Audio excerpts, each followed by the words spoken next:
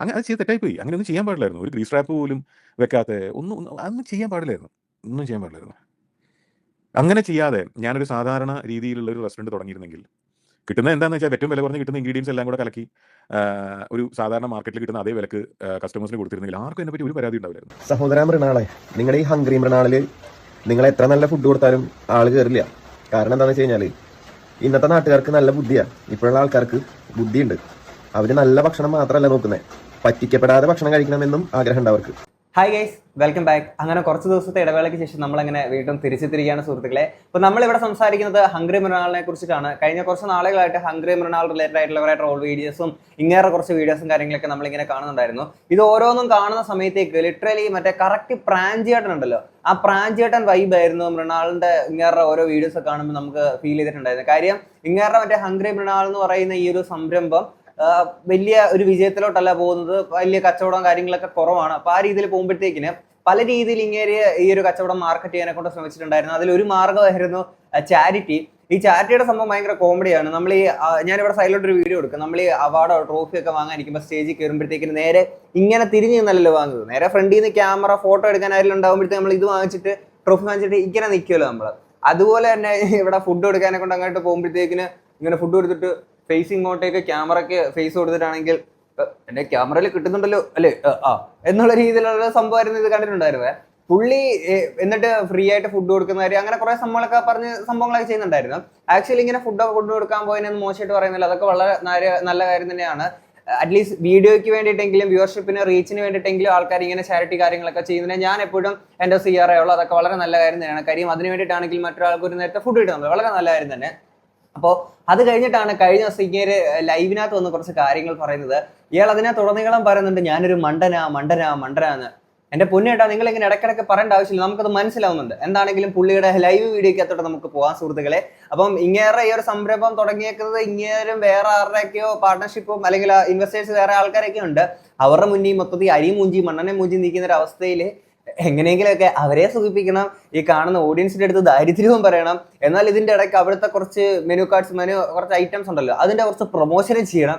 എല്ലാം കൂടെ മിക്സഡ് ആയിട്ടുള്ള ഒരു മണ്ടൻ വീഡിയോ ആണ് സുഹൃത്തുക്കളെ നമ്മളിനി കാണാൻ പോകുന്നത്. നമുക്ക് നേരെ വീഡിയോയിലോട്ട് പോവാം.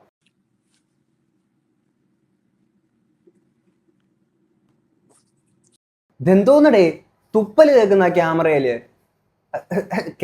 തുപ്പല് വെച്ചിട്ട് എന്താ പരിപാടി? നിങ്ങൾ ഭയങ്കര നോട്ടിയാണ് കേട്ടോ. എനിക്ക് പറ്റിയ മണ്ടത്തരം എന്താണെന്ന്, എനിക്ക് പറ്റിയ അബദ്ധങ്ങൾ അത് ഞങ്ങളിങ്ങനെ ആലോചിക്കുകയായിരുന്നു. ഞങ്ങളെന്ന് പറഞ്ഞു കഴിഞ്ഞാൽ എനിക്ക് വേണ്ടപ്പെട്ടവർ കുറേ പേരുണ്ടല്ലോ, എൻ്റെ വളരെ വേണ്ടപ്പെട്ട സുഹൃത്തുക്കൾ. അപ്പോൾ ശരിയാണ്, വലിയ മണ്ടത്തരങ്ങളാണ് ഞാൻ ചെയ്തത്. ഒരു സാധാരണ കുടുംബത്തിൻ്റെ പല വർഷങ്ങളുടെ 10-20 വർഷത്തിൻ്റെ വരുമാനം ചിലവാക്കിയിട്ടാണ് ഞങ്ങൾ ജസ്റ്റ് വാട്ടർ ട്രീറ്റ്മെൻറ്റ് പ്ലാന്റ് മാത്രം ഉണ്ടാക്കിയത്. ഫ്രഷ് വാട്ടറും വേസ്റ്റ് വാട്ടറും. പൊല്യൂഷൻ കൺട്രോൾ ബോർഡിൻ്റെ സർട്ടിഫിക്കേഷൻ കിട്ടാൻ വേണ്ടിയിട്ട് ഞങ്ങൾ ചിലവാക്കിയത് അത്രയധികം പൈസയാണ്. ഇതൊക്കെ എനിക്ക് വേണ്ടി തെറ്റാണ്. അങ്ങനെയൊന്നും ചെയ്യാൻ പാടില്ലായിരുന്നു.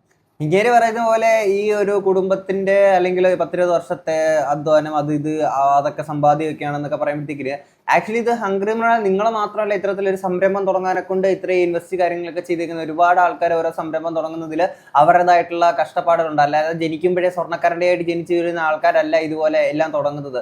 അതല്ലാതെ സാധാരണക്കാരായിട്ടുള്ള ആൾക്കാർ അവരുടെ സമ്പാദ്യം കൂട്ടി വെച്ചിട്ട് ഇത്തരത്തിലുള്ള സംരംഭങ്ങളൊക്കെ തുടങ്ങാറുണ്ട്. അത് ഹംഗ്രി മൃണാൾ മാത്രമല്ല. ഓക്കെ, എടപ്പള്ളി പോലത്തെ ഒരു സ്ഥലത്ത് അത്രയധികം പൈസ ചിലവാക്കി അങ്ങനെ ഒരു റെസ്റ്റോറൻറ്റ് ഉണ്ടാക്കി, ഓപ്പൺ കിച്ചൺ ഉണ്ടാക്കിയത്. അങ്ങനെയൊന്നും ചെയ്യാൻ പാടില്ല. അടച്ചിടണമായിരുന്നു കിച്ചൺ. ഒരിക്കലും തുറന്നിടാൻ പാടില്ലായിരുന്നു. അവിടെ നടക്കുന്ന എന്താണെന്ന് പുറത്ത് കാണാൻ പാടില്ലായിരുന്നു. നല്ല ഇൻഗ്രീഡിയൻസ് ഉപയോഗിക്കാൻ ശ്രമിച്ചത്, ക്വാളിറ്റിയുള്ള ഭക്ഷണം വിലക്കുറവിൽ കൊടുക്കാൻ ശ്രമിച്ചത്, ഇതൊക്കെ ഭയങ്കര തെറ്റായിപ്പോയി. ഞാനത് ശരിക്കും റിയലൈസ് ചെയ്യുന്നു. മേ ബി ഇപ്പം ഞാൻ ഹംഗ്രി മൃണാളിലെ ഏറ്റവും വലിയ ഇൻവെസ്റ്റർ ഞാനാണ്. അത് കഴിഞ്ഞാലുള്ള ഏറ്റവും വലിയ ഇൻവെസ്റ്ററോട് ഞാൻ കുറച്ച് നേരം സംസാരിക്കുന്നു. അപ്പോൾ അയാൾ എന്നോട് പറയാ, മൃണാളെ നീ മണ്ടനാടാ. അപ്പോൾ ഞാൻ പറഞ്ഞപ്പോൾ താനിത് കണ്ടുകൊണ്ട് നിന്ന ആളല്ലേ. അപ്പോൾ അയാൾ പറഞ്ഞു, ശരിയാ ഞാനും മണ്ടനാ, നീ പറഞ്ഞാൽ ഞാൻ വിശ്വസിച്ചു. ശരിയല്ലേ? എന്തിനാ ഇത് ചെയ്ത്? എന്തിനാ ഇത്രയധികം ലക്ഷം രൂപ ചിലവാക്കിയിട്ട് പൊല്യൂഷൻ കൺട്രോൾ ബോർഡിൻ്റെ NOC മേടിച്ച റെസ്റ്റോറൻറ്റിന് ആരാ മേടിക്കുന്നില്ല? അങ്ങനെ അത് ചെയ്ത് തെറ്റായിപ്പോയി. അങ്ങനെയൊന്നും ചെയ്യാൻ പാടില്ലായിരുന്നു. ഒരു ഗ്രീസ് ട്രാപ്പ് പോലും വെക്കാത്ത അതൊന്നും ചെയ്യാൻ പാടില്ലായിരുന്നു. ഒന്നും ചെയ്യാൻ പാടില്ലായിരുന്നു.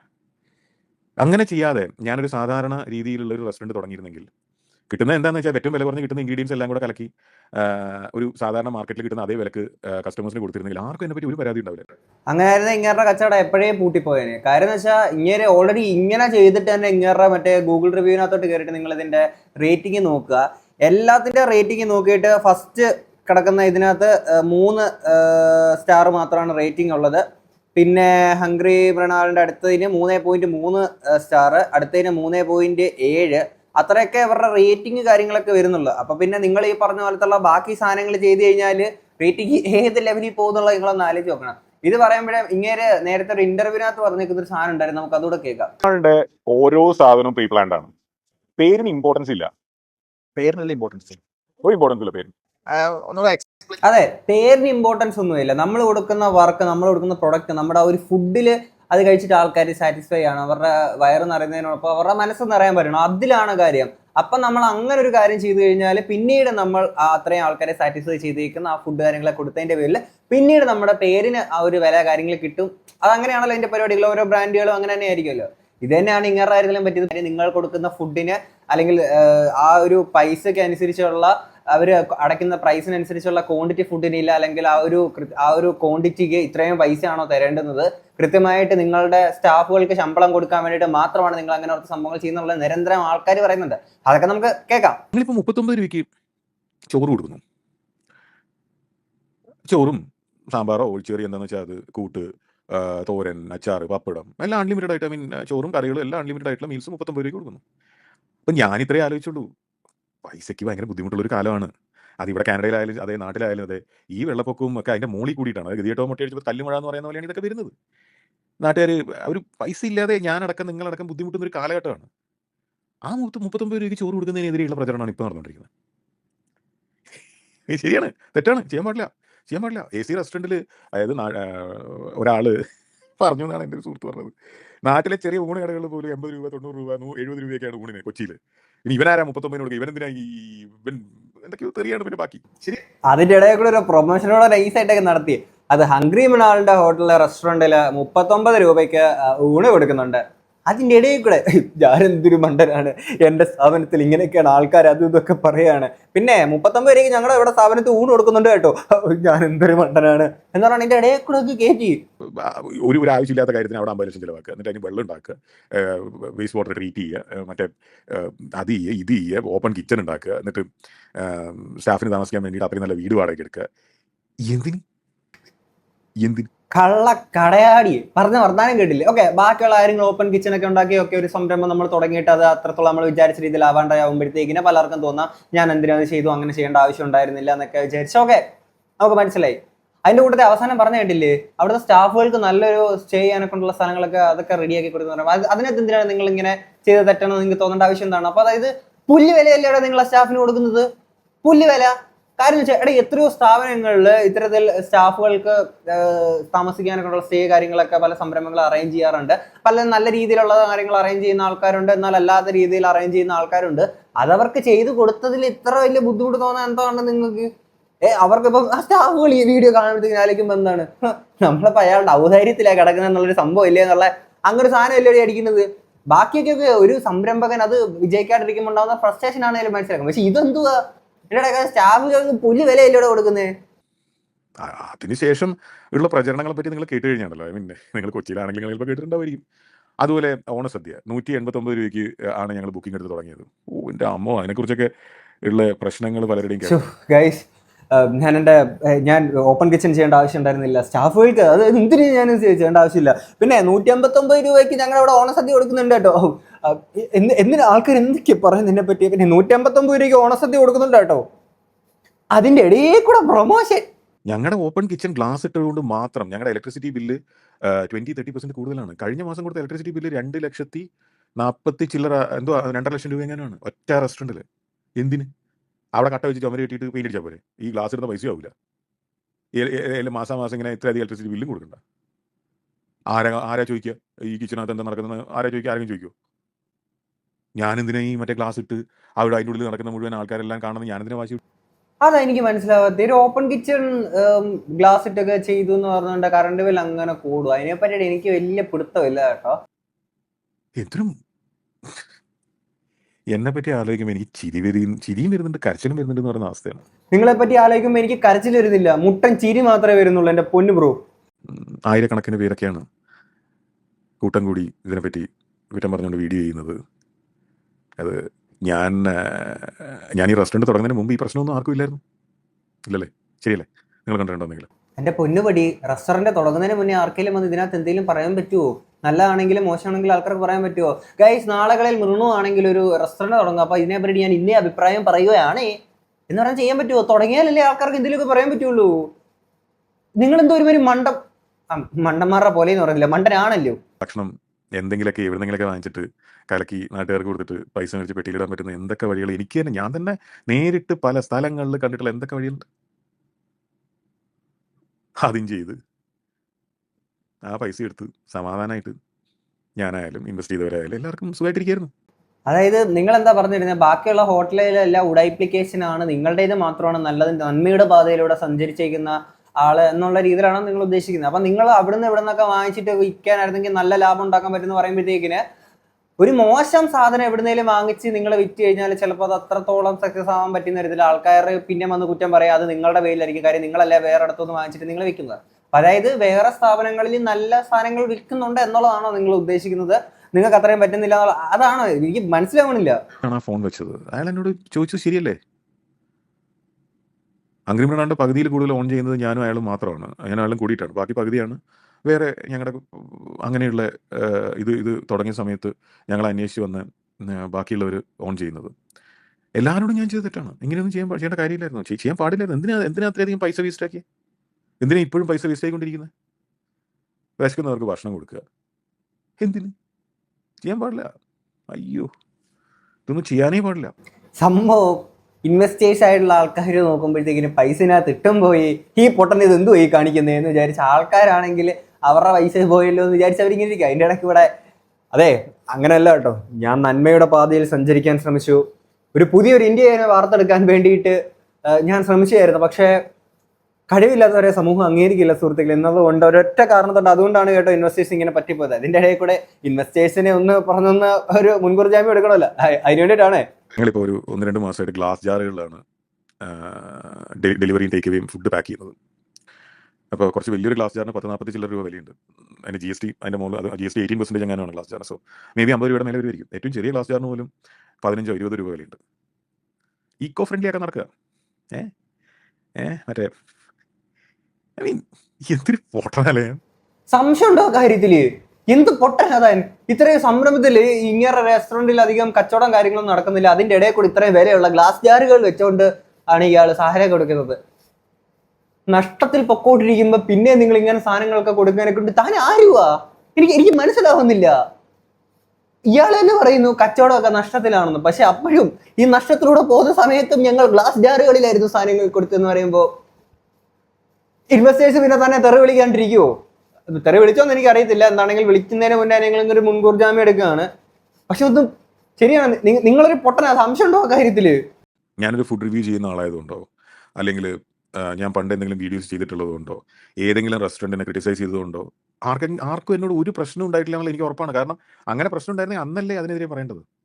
ആ കാലത്ത് ആരും ഒന്നും പറഞ്ഞിട്ടില്ലല്ലോ. എല്ലാവരും അയാൾ ചെയ്യുന്നത് ശരിയാന്ന് പറയും. എന്റെ മൃണു, എന്താണ് മൃണു ഇങ്ങനെയൊക്കെ സംസാരിക്കണേ? ആർക്കും പ്രശ്നമൊന്നും ഇല്ലാന്നോ? എടേ, ഫുഡ് റിവ്യൂ ഒന്നും പറഞ്ഞിട്ട് ഒരു ഹോട്ടലിൽ കയറിയിട്ടാണെങ്കിൽ ആ ഹോട്ടലിൽ അങ്ങ് അവരാധിച്ച് വെക്കുന്ന പോലത്തെ കുറെ വർത്താനം, വർത്താനം. ഒരു ഫുഡ് ഇഷ്ടപ്പെട്ടില്ലെങ്കിൽ ഇഷ്ടപ്പെട്ടില്ല എന്ന് പറയുന്നതിന്റെ അല്ല, ഇങ്ങനെ അതിനെ അങ്ങേയറ്റത്തെ വർത്താനം പറഞ്ഞു വെച്ചിട്ട് ഒരു സംരംഭത്തിൽ ആൾക്കാർ കയറുക പോലും ചെയ്യാൻ പറ്റാത്ത നിലയിലോട്ട് അങ്ങനെ കുറെ ഇങ്ങനെ വർത്താനം പറഞ്ഞിട്ട് അവർക്കാർക്കും കുഴപ്പമില്ല എന്നാ? ഇല്ല, മൃണാള് ഞങ്ങളുടെ ഹോട്ടലിൽ വന്നിട്ട് ഞങ്ങളെ പറ്റിയിട്ട് അപരാധം പറഞ്ഞേ ഞങ്ങൾക്ക് സന്തോഷമായെന്ന് പറഞ്ഞിട്ട് അവരാണെങ്കിൽ നിങ്ങളുടെ വീഡിയോക്കകത്തിൽ ഈ സാധനങ്ങളൊക്കെ സ്ക്രീൻഷോട്ട് എടുത്ത് വെച്ചിട്ട് ഇത് ഫ്രെയിം ചെയ്ത് വെക്കുക. അല്ലെങ്കിൽ വരുന്ന ഹോട്ടലിൽ വരുന്ന ആൾക്കാരെ നിങ്ങൾ ഈ അപരാധം പറഞ്ഞ സാധനം അവരുടെ TV-ക്കകത്തോട് ഇട്ട് കാണിക്കും അല്ലേ? അത്രയ്ക്ക് അവർക്ക് ഇഷ്ടപ്പെട്ടല്ലേ? എന്റെ പൊന്നു മൃണു, നിങ്ങൾ ഒരു ഫുഡ് ഇഷ്ടപ്പെട്ടില്ലെങ്കിൽ ഇഷ്ടപ്പെട്ടില്ല എന്ന് പറയുന്നതല്ല, അതിന് അപ്പുറത്തോട്ട് നിങ്ങൾ ഒരുമാതിരി അപരാധം പറഞ്ഞു വെച്ചേക്കുന്ന എത്രയോ സാധനം, എത്രയോ വീഡിയോസ് ഉണ്ട്. എന്നോട് ചോദിച്ചതാണ് ഓപ്പൺ കിച്ചൺ ഇത്ര ഇത് ഓപ്പൺ ആക്കണം, ഈ 3000 സ്ക്വയർ ഫീറ്റ് ഓപ്പൺ ചെയ്തിടണോ? ഓപ്പൺ കിച്ചൺ എന്ന് പറഞ്ഞാൽ എന്താ? ഫ്രണ്ടിൽ നിൽക്കുന്ന കുറച്ച് കാണാൻ പറ്റും, ബാക്കി മുഴുവൻ പുറത്തോട്ട് കാണാൻ പറ്റില്ല. ഞാൻ പറഞ്ഞു പറ്റില്ല, കിച്ചൺ മുഴുവൻ കാണണം.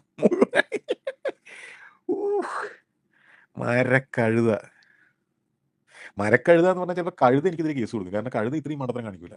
സത്യം, കഴുതക്കൊന്നില്ലേ ഇങ്ങേരെക്കാട്ടില് നല്ല കഴിവെങ്കിലും ഉണ്ട്, അറ്റ്ലീസ്റ്റ് ഭാരമെങ്കിലും ചുമക്കുന്നുണ്ട്. ഇങ്ങേരെ എവിടെ നിന്നിട്ട് എന്നാ ഒരു അഭിനയമാണേ. എന്നിട്ട് നിങ്ങൾ സിനിമയിൽ അഭിനയിക്കണം കേട്ടോ.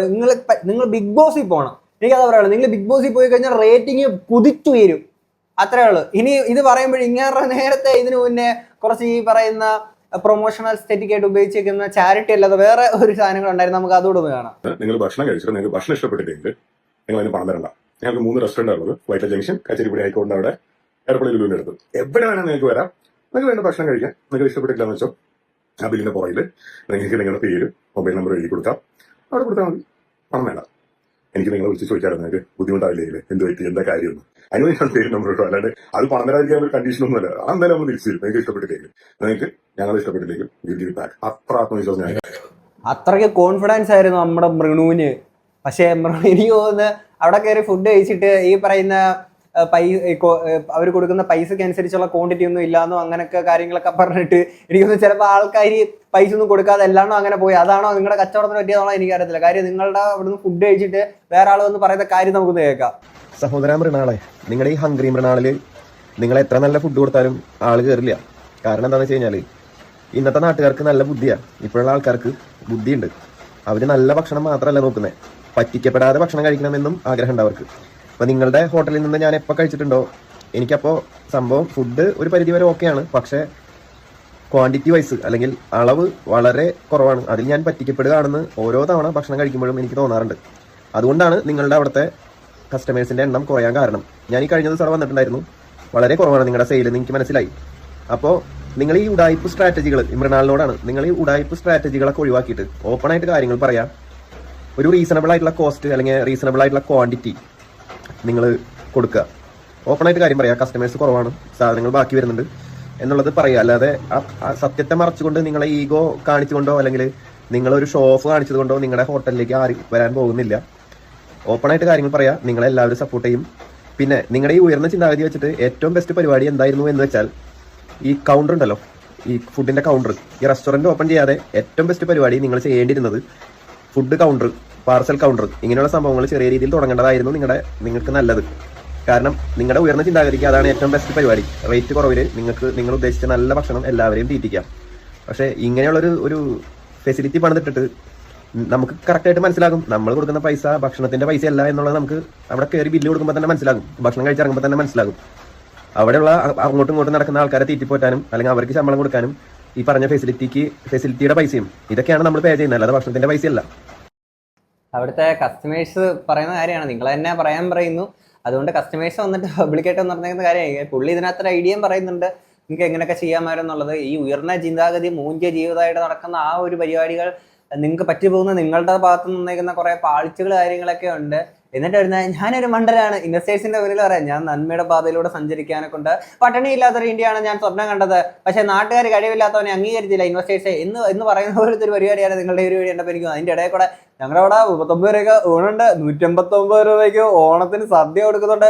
ഇടയിൽ കൂടെ പ്രൊമോഷനും കാര്യങ്ങളൊക്കെ കയറ്റി എന്തൊക്കെയാ എനിക്ക് മനസ്സിലായി. ഇങ്ങനെ വീഡിയോ കാണുമ്പോഴേ കറക്റ്റ് പ്രാഞ്ചിയുടെ വൈബുള്ള സാധനങ്ങൾ ഇങ്ങനെ ഓരോ വീഡിയോ മറ്റേ പൊട്ടനെ പോലെയാണ്. നിങ്ങൾ ശരിക്കും ഇങ്ങനെ തന്നെ പറയുന്നുണ്ട് ഞാനൊരു പൊട്ടനാണ് എന്നുള്ള രീതിയിൽ ഇപ്പം ഇങ്ങനെ സംസാരിക്കുന്നുണ്ട്. യു ആർ സർട്ടിഫൈഡ് പൊട്ടൻ എന്നുള്ള രീതിയിൽ എനിക്ക് തോന്നുന്നു. കാര്യം അതുപോലെയാണ് നിങ്ങൾ ഈ വർത്തമാനങ്ങൾ പറഞ്ഞുകൊണ്ടിരിക്കുന്നത്. What is this? കൂടുതലായിട്ട് ഒന്നും പറയുന്നില്ല. ഇത്രയും കേട്ടിട്ട് നിങ്ങൾക്ക് എന്താണ് സുഹൃത്തുക്കളെ തോന്നുന്നത് തീർച്ചയായും കമന്റ് ബോക്സിൽ പറയാം. നമുക്ക് അടുത്ത വീഡിയോ ആയിട്ട് കാണാം. അപ്പം ശരി, ബൈ.